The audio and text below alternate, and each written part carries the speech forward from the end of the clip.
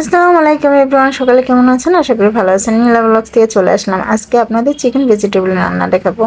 এখানে আমি রসুন আদা কুচি করে নিয়েছি 1 চামচের মতো। তার মধ্যে পরিমাণ মতো তেল দিয়ে বাদাম কালার করে ভেজে নিয়ে এক বাটি চিকেন কেটে রেখেছিলাম, সেটা দিচ্ছি।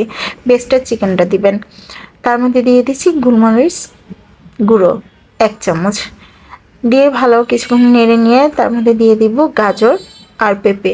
পেঁপে 2 কাপের মতো কুচি ছিল আর 1.5 কাপের মতো গাজর কুচি দিয়ে বেশ কিছুক্ষণ কষানোর পর দিয়ে দিব 1 কাপ পানি দিয়ে কিছুক্ষণ নেড়ে নেব। আদা সিদ্ধ করব, কারণ এই সবজি দুইটা একটু দেরিতে সিদ্ধ হয় এর জন্য।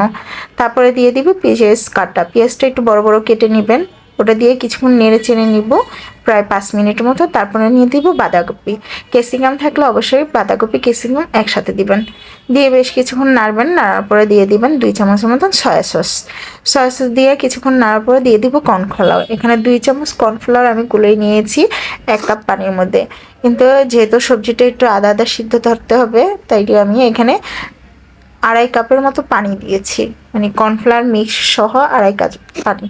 তবে সবজিটা যখন আদা সিদ্ধ হয়ে গেছে তার মধ্যে আমি দিয়ে দিব একটা ডিম।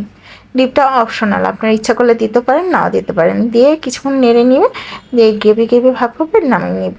Ready chicken vegetable.